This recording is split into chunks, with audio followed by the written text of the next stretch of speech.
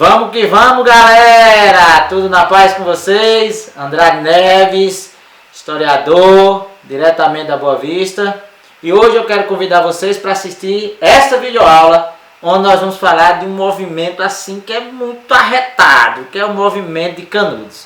Eu particularmente gosto muito de falar sobre Canudos, porque traz, né, uma realidade muito crua do Brasil no final do século XIX e, na verdade, é uma realidade ainda muito própria de algumas regiões dos sertões do Brasil. Então, nosso tema hoje, Canudos, viver e morrer no Belo Monte. Bem, para quem não sabe, Canudos está localizado na região nordeste da Bahia, ali no extremo, aqui na divisa, próximo a Pernambuco, próximo a Sergipe, próximo a Alagoas, né?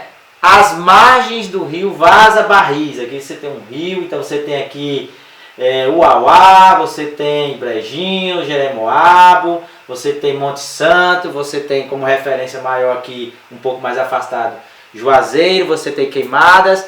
Então, esta é a região onde o movimento de Canudos vai ocorrer. O conflito no interior da Bahia entre novembro de 1896 e outubro de 1897 opôs, de um lado, o Exército da República e do outro a comunidade sertaneja liderada então por Antônio Conselheiro. Muita gente conhece a história de Canudos, assistiu filmes, mas tem dúvidas sobre a estrutura da organização do arraial, né? Sabe que o chefe era conselheiro, mas não sabe quais outras estruturas havia ali dentro, outras figuras importantes que davam suporte à figura de Antônio Conselheiro. É sempre importante lembrar, né, que esta região, esta área do Vaza Barris, do Sertão do Salitre, onde o Belo Monte, como o conselheiro chamava, foi erguida, não é uma região a ermo, não é uma região deserta. A região do rio Vaza Barris já possui, desde o período colonial, um processo de ocupação. Ali você tem o estabelecimento de várias fazendas, ali você também tem engenhos e outras atividades, né, que fazem dessa região uma região relativamente dinâmica dentro do contexto da Bahia no final do século XIX. A população que você vai encontrar ali é uma população majoritariamente pobre, muitos são egressos do cativeiro. Nas poucas fotografias que nós temos sobre Canudos, podemos perceber claramente que nós estamos falando de pessoas negras e pardas na sua maior composição, né? Muitos dos quais em algum momento de sua trajetória de vida possivelmente foram escravizados ou descendem dos escravizados. Então vamos analisar aqui primeiro qual é o contexto que nós temos aqui. O Brasil vai viver, no período da Guerra de Canudos, o primeiro governo civil, que é o governo de Prudente de Moraes. Prudente de Moraes assume a presidência num momento bastante delicado, onde você tem antagonismos políticos e institucionais bastante intensos, como a gente pode observar aqui. De um lado, você tem uma elite oligárquica, liberal, representada pela elite cafeeira paulista, que já havia dado um importante suporte à figura de Floriano Peixoto, o presidente anterior. E do outro, você tinha os chamados jacobinos, uma galera que acreditava que a própria sustentação da República enquanto um regime só seria viável através de um regime forte, centralizador, numa perspectiva ditatorial. Esse é o cenário que Prudente de Moraes assume. Não esqueça que o mesmo presidente acabara de selar um acordo de paz no Rio Grande do Sul, na famosa Revolução Federalista, que abalou o Rio Grande entre 1893 e 1895. Então, Prudente de Moraes consegue selar um armistício, um acordo de paz entre Pica-Paus e Maragatos, né? Mas ele não vai ter muito tempo para descansar, não. Já em 1896 começam os primeiros enfrentamentos com o arraial do Belo Monte, uma questão muito ainda de ordem local, porque a luta ainda se dá a nível de Bahia. E lentamente Canudos vai ganhando digamos assim, uma dimensão nacional e mesmo internacional, né?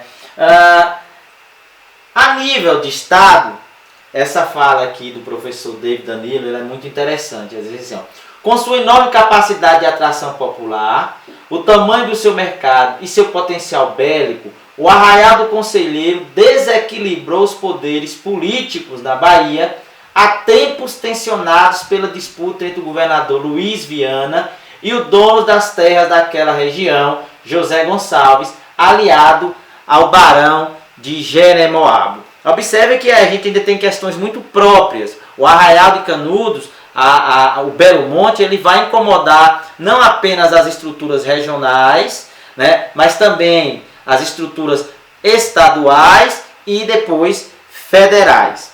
Continuando aqui, veja, no início dessa república, todo movimento que surge, ele é classificado de forma bastante pejorativa como movimentos pró-monarquistas. Não estou dizendo que Canudos não tenha também esse viés, só que esta perspectiva ela era utilizada pelos republicanos para legitimar ações violentas de repressão à população humilde. E isso não vai ser exclusividade de Canudos, você vai encontrar isso em outros movimentos, como por exemplo a revolta do Contestado, que sofre também um processo de desqualificação, que a gente vai falar isso um pouco mais adiante. Então, este movimento, por representar, né, na ideia, no imaginário dos republicanos, uma ameaça de ordem monarquista, vai ganhar espaço dentro dos jornais. Os jornais são, na época, no final do século XIX, o principal meio midiático, é a principal mídia que nós temos aqui, apesar de termos uma população onde mais de 85% dela seja analfabeta. Canudos e Conselheiro não apenas vão provocar, como é que eu posso dizer, notícias nas páginas dos principais veículos de comunicação da época, como também vão servir de sátiras para marchinhas de carnaval, anúncios comerciais e etc.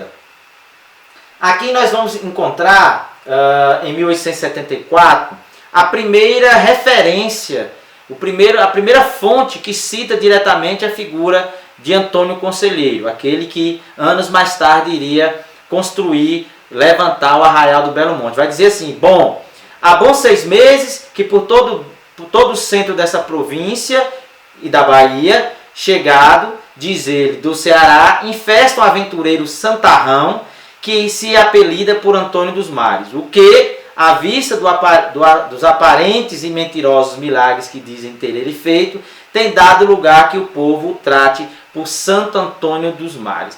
Essa é a primeira referência.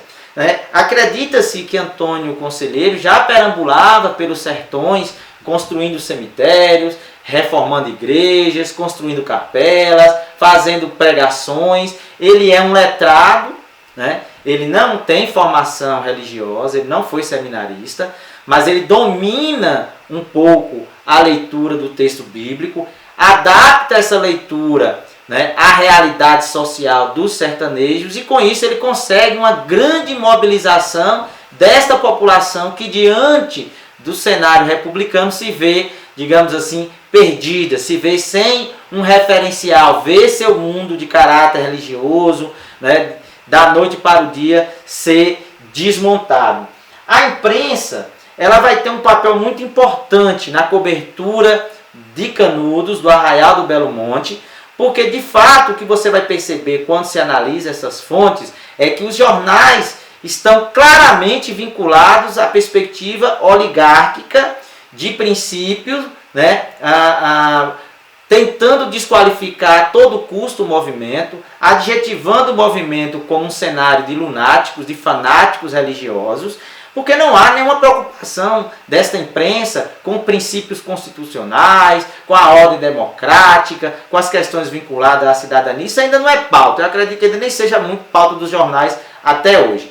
Assim nós vamos assistir um processo de criminalização do movimento de Canudos desde o seu início, em 1893, Inclusive, alguns jornais vão reproduzir supostos documentos, que são, na verdade, documentos falsos. E o que é que você tem de maneira geral? Os discursos midiáticos sobre a Guerra de Canudos reforçam um estereótipo muito próprio do homem da capital, daqueles letrados, né, da imagem da Bahia e de fato do Norte, porque na época ainda não se chamava Nordeste, quanto um espaço dominado por uma política coronelista, com um espaço marcado pela violência, pela barbárie, representada aí na figura dos jagunços, e um espaço onde a modernização seria quase que inviável. Canudos acaba representando no imaginário daqueles que principalmente vivem em Salvador e no Rio de Janeiro, essa perspectiva, a barbárie que o sertão representa com o seu atraso. Abrindo um parênteses aqui, também é importante lembrar que esse movimento ele é tão importante que alguns jornais, como o The Guardian, da Inglaterra, farão cobertura do movimento de Canudos. Em alguns momentos, inclusive, Canudos chega a ser matéria de capa desses jornais, tal interesse que essa comunidade internacional tinha com relação a esse movimento que sacudia o interior da Bahia. Um outro ponto que muitas vezes não aparece nos livros didáticos, que as pessoas não comentam, é que quando o exército vem para cá, desde o primeiro conflito, ela começa a raptar crianças, né, que são órfãos ou não, do Arraial do Belo Monte. Essas crianças são levadas principalmente para Salvador, como nos lembra Vanessa Satamini. Ela vai dizer que as crianças são levadas para os centros urbanos e são expostas como troféus, lá como um troféu da guerra, e ao mesmo tempo elas vão ser utilizadas como mão de obra nas residências das famílias de classe média e classe média alta de Salvador e muitas também do Rio de Janeiro. Ou seja, além do extermínio dos prisioneiros, além de epidemias, além da fome, da seca, da sede, da violência propriamente dita, Canudos ainda vai ter que enfrentar por parte da República, né, esse elemento que rapta as crianças para serem colocadas como mão de obra nas capitais. Isso é um ponto importante. Muita gente desconhece como o Arraial do Belo Monte ele estava organizado. A gente tem poucas imagens do Belo Monte, né? Mas o que é que a gente pode afirmar assim com certa convicção? O Arraial ele possuía duas igrejas, uma consagrada a Santo Antônio, a primeira igreja, ela foi levantada em 1893.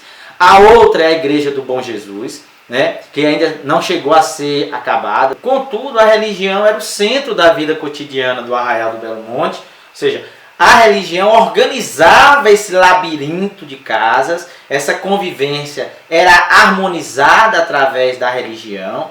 Canudos ele não é só um arraial que, de certa forma, atrai aqueles que são mais vulneráveis, atrai aqueles que são explorados pelos coronéis, aqueles que são submissos dentro da estrutura social da região da Bahia, do Nordeste da Bahia e, na verdade, dos sertões do Brasil como um todo, mas é também um centro de romaria. Então, Canudos acaba se convertendo num espaço, né, sagrado para muitos sertanejos que vão até lá crentes de que a vida no Arraial do Belo Monte é melhor do que qualquer outro lugar. E isso não apenas no momento de paz, mas também no momento em que o Arraial está sendo atacado. Muitas pessoas vão em socorro do Belo Monte, na crença de que morrer pelo Belo Monte garante uma vaga direta no céu. Então eu coloquei ali, né? A religião era o centro da vida cotidiana de Canudos. Canudos se transformou num centro de romaria, atraindo crentes para pedir audiência ao conselheiro e fazer doações. Avançando aqui.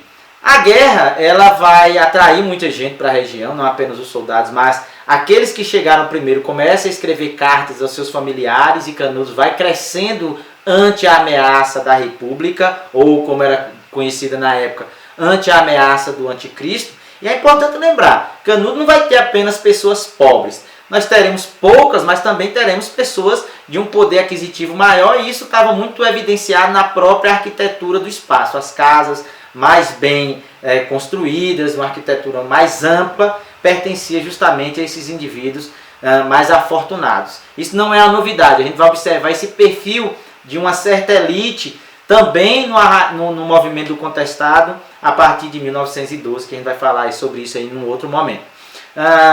Essa comunidade, ela funcionava dentro de uma estrutura hierárquica também, não era nada muito solto assim como a gente imagina. Você tem a figura do conselheiro como a liderança primordial, mas você também vai ter logo abaixo dele um estado maior, se a gente pode dizer assim, que era a chamada guarda católica, formada por 12 indivíduos, que de certa forma eram os conselheiros do conselheiro. Em seguida você vai ter a Companhia do Bom Jesus, que é o exército local, que contava aí com um número de 1.000 a 1.200 indivíduos. O arraial você também tinha uma professora para ensinar as crianças, chamada Escola de Primeiras Letras. Havia um curandeiro, né? Nós já comentamos aqui em outros vídeos que a prática da medicina oficial ela ainda não havia ganhado espaço, então o curandeiro ainda era referência para a cura dos indivíduos. Era um sujeito que sabia manusear ervas, né? Então ele tinha um respeito dentro dessa comunidade. E também havia um chefe civil, que era Antônio Villanova, um comerciante muito afamado, que garantia os mantimentos para o arraial do Belo Monte. Era algo muito bem organizado nessa perspectiva. Trazendo a citação aqui de Valnice Nogueira, professora emérita da faculdade da Universidade de São Paulo, ela vai dizer o seguinte: na utopia que criaram, Antônio Conselheiro substituiu o fazendeiro, o padre e o delegado de polícia, reunindo em uma só pessoa o poder das 3 autoridades que mandavam no sertão. Por trás da sua figura estava o esforço admirável de uma população carente de tudo, né? Desenvolveu para se organizar, resistindo à opressão e à exploração, além de inventar formas alternativas de vida em comum. Porque de fato o que Canudos vai ser é um Estado paralelo à República, e a República não vai aceitar isso, né? Ou seja, você tem um ambiente que não existe propriedade privada, que não circula dinheiro, em que o conselheiro e esse Estado, que a gente pode dizer que existia em Canudos, fornece tudo a esses indivíduos, é uma afronta direta a uma república que anda aos tropeços, né? Com relação à figura do Exército, já comentei em vídeos anteriores aqui, que o Exército é um elemento, uma instituição demasiadamente importante para consolidar o regime republicano, esteve à frente da derrubada da monarquia, e é o Exército que vai levar a mensagem de destruição a Canudos, né? Então o Exército, no conflito com o Monte Santo, com o Belo Monte, o Exército quase deixa de existir, né? Diante do violento conflito que se estabelece junto a Canudos, de acordo com o Santo Teixeira Moita. As tropas sofriam ainda os reveses das revoltas armadas que ocorreram no Rio de Janeiro e também da Revolução Federalista, que consumiu muito da capacidade do Exército. E o fenômeno de Antônio Conselheiro era, de certa forma, acompanhado de perto pela elite local, pelos coronéis, e a sua capacidade de arrastar multidões foi rapidamente identificada como uma forma de obter trabalhadores e votos. Já falei também em outro vídeo aqui que o coronel é a fábrica de votos. Então, quando os coronéis veem suas fazendas esvaziadas e essas pessoas estão rumando para o Belo Monte, há uma preocupação. Esses coronéis então acionam o governo da Bahia, na época Luiz Viana. Num primeiro momento, Luiz Viana faz vistas grossas, a oposição acusa então o presidente do estado, que a gente chamaria hoje de governador, de tentar uma aliança com o conselheiro para angariar o voto dessa população. Essa aglomeração urbana que vai se estabelecer no Arraial do Belo Monte, há quem diga que chegou a 25 mil pessoas. Nesse cenário, torna-se a segunda maior concentração urbana da Bahia no final do século XIX.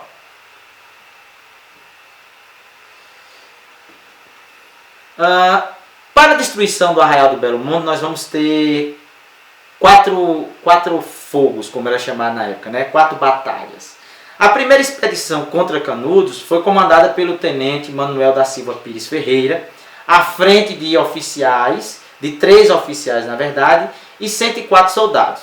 A tropa seguiu até Juazeiro, de lá marchou até o Uauá, esperou os rebeldes, houve o primeiro conflito, os conselheiristas eram na ordem de 500 indivíduos contra os 104 de Pires Ferreira.